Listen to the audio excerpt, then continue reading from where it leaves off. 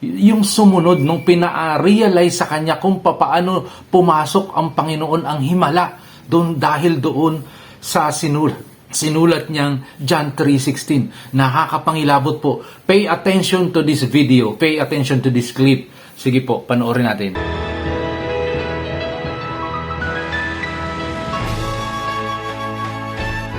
Sinabi ni Jesus kay Nicodemo, "Ganito kamahal ng Diyos ang mundo, kaya't ibinigay niya ang kanyang bugtong na anak upang hindi na mawala ang naniniwala sa kanya. Magkaroon nga siya ng buhay na walang hanggan. Hindi nga sinugo ng Diyos sa mundo ang anak upang hukuman ang mundo, kundi upang maligtas ang mundo sa pamamagitan niya. Hindi hinahatulan ang naniniwala sa kanya, ngunit hinatulan na ang hindi naniniwala, sapagkat hindi siya naniniwala sa ngalan ng bugtong na anak ng Diyos. Ito ang hahatulan. Dumating sa mundo ang liwanag, subalit higit pang minahal ng mga tao ang karimlan kaysa liwanag, sapagkat masasama ang kanilang gawa. Napupuot nga sa liwanag ang nabubuhay ng masama, at hindi lumalapit sa liwanag, at baka mahayag ang kanyang mga gawa.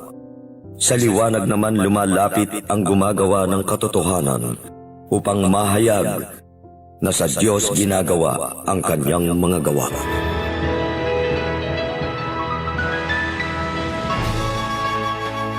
Ngayon po ay ang ating banal na ebanghelyo ngayon ay John 3:16. Ito po yung pinakapuso ng Biblia, kaya nakaka-excite itakil itong verse na ito, John 3:16. Magsimula po tayo sa himala. Ito po kilala po natin siguro si Joan of Arc o Joan of Arc. Siya po ay dalagita na sumama sa mga sundalo, pero syempre hindi siya pinayagan ng commander na basta-basta na lang sumama. Ang sinasabi niya ay para maipanalo yung kanilang bansa, ay nakakausap niya ang Diyos, tinuturuan siya ng strategy, at hindi naniniwala syempre yung kawal o yung pinuno ng mga kawal. Kaya sinubukan siya.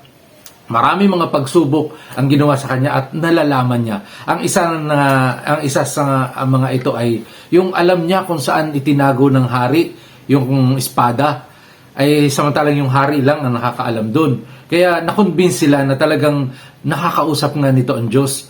At mula nung isinama siya doon sa grupo ay nananalo na sila. At ang tanong lagi ay, bakit ikaw lang ang nakakarinig? Bakit ikaw lang ang kinakausap ng Diyos? Ang sabi ni Joan of Arc ay, lahat tayo kinakausap ng Diyos, pero hindi lang natin siya naririnig. Pero kung papakinggan natin siya, maririnig natin yung kanyang ipinag-uutos. At kaya mula noon, lagi silang nananalo. At ang masakit nito, kung hindi ako nagkakamali, nag-end ang buhay niya sa sinunog siyang buhay. Pinagkamalang siyang nagwi-witchcraft, nagkukulam.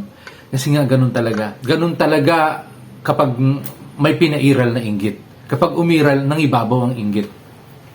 Etong ibabahagi ko naman ngayon sa inyo, ay nakakapangilabot na katotohanan. At kung kilala nyo si Timothy Thibault, siya po ay isang soccer player o football player, yung may malalaking banggaan, tapos per yards ang bilangan nun. At siya po ay may pinatunayan. Nagsulat siya dito sa mata ng John 3:16 sa kabila. John 3:16 ang sinulat niya. Tapos, at yung himala ng Panginoon, dito kitang-kita kung paano pumasok ang himala ng Panginoon, ang kapangyarihan ng Panginoon sa pamamagitan nitong puso ng Biblia na ito na John 3:16. Panoorin po natin ang short clip.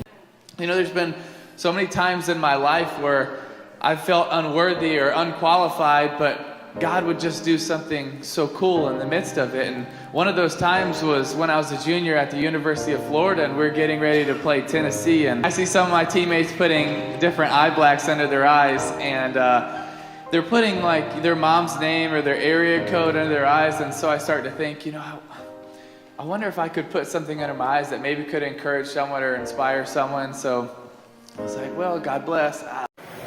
Ang unang-una kasing humahadlang minsan sa atin ay hindi ako karapat-dapat maglingkod. Pero hindi natin alam, baka tayo tinatawag na, tayo pinipili. Ganon din yung nangyari kay Tim Tebow. Sabi niya, I am unworthy.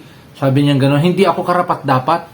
Mula pa kasi sa pagkabata natin, naririnig na natin lagi ito sa mga Sunday School, John 3:16. John 3:16 at na-memorize na natin. Naalala ko nung ako'y bata pa na sumasama ako sa mga born again Christian. Kasi ako po ay poster child, pinapaaral ako ng mga foreigner sa elementary hanggang high school.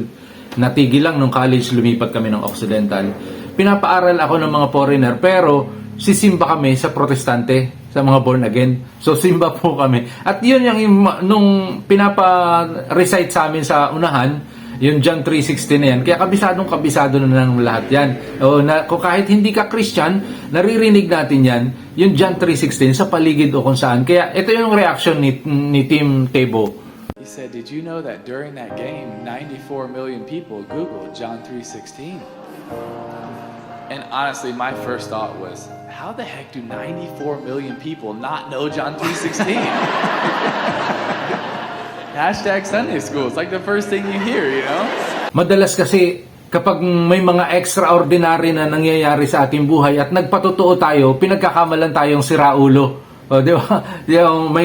Kunyari may himala sa akin na nangyari, tapos isinyer ko ito. Sabi mo, imposible naman yan. Grabe. Pero hindi nila alam na yun ay totoo na nararamdaman mo. Kasi iba ka, napipili ka na ng ating Panginoon at kailangan lang ipagpatuloy. Nung magpe-press conference na sila, nung oras na yun, baliwala lang sa kanya, hindi pa niya nare-realize hanggang isang kaibigan na, Timmy, sabi niya ganun sa kanya, alam mo ba yung nangyari? Sabi, nanalo tayo, ganyan-ganyan. Tapos yung sumunod nung pina-realize sa kanya kung paano pumasok ang Panginoon ang himala dahil doon sa sinulat niyang John 3:16. Nakakapangilabot po. Pay attention to this video. Pay attention to this clip.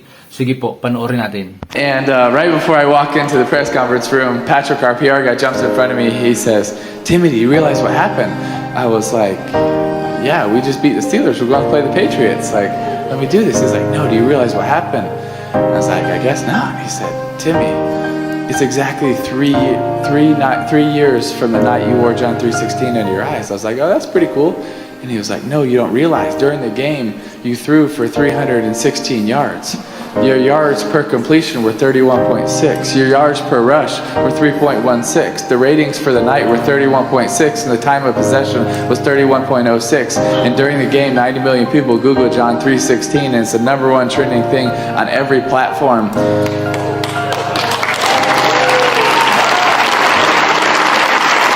Para sa kanya, baliwala. Hindi niya napapansin yun noong una.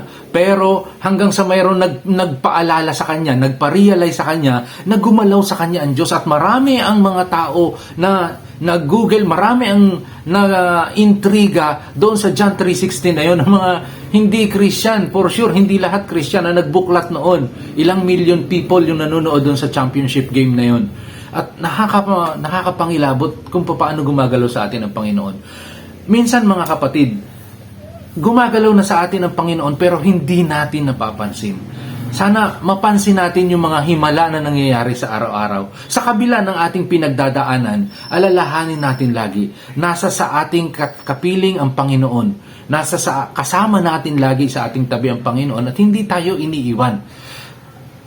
May sinasabi siya sa atin. Palagi siyang may mensahe sa atin at yun ang dapat nating mapakinggan. Kailangan natin ang Panginoon, kailangan nating magpatunay sa Panginoon, kaya katulad ni Tim Tebow, maging living instrument tayo para maipalaganap ang kanyang ebanghelyo. Life is beautiful, God is good. Ang himala ay araw-araw nangyayari. Amen.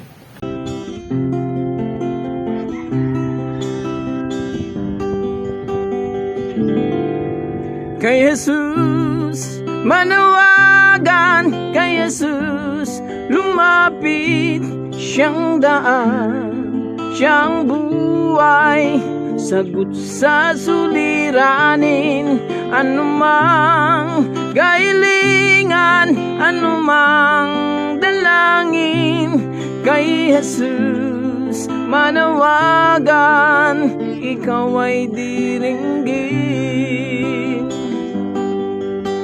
kapag ang langit ay maulap at tila uulan, ika'y may suliranin at tuloy maninimdim. At ang iyong mga katanungan, ang sagot na'y di alam.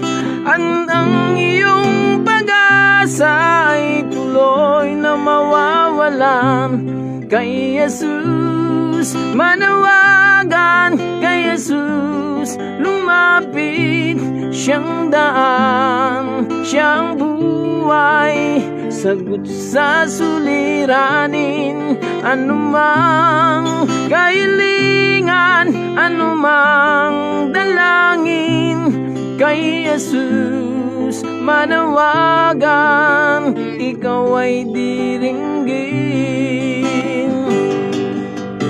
Dakilang mga propeta nung unang panahon, sa hirapan ginawa, sa Diyos nagtitiwala. Kaya ang dapat sa atin, tayo ay magtiwala, upang ang buhay natin ay lubos na guminawa. Kay Jesus manawagan, kay Jesus lumapit. Siyang daan, siyang buhay, sagot sa suliranin. Anumang kahilingan, anumang dalangin, kay Jesus manawagan, ikaw ay diringgin. Kay Jesus manawagan, ikaw ay diringgin.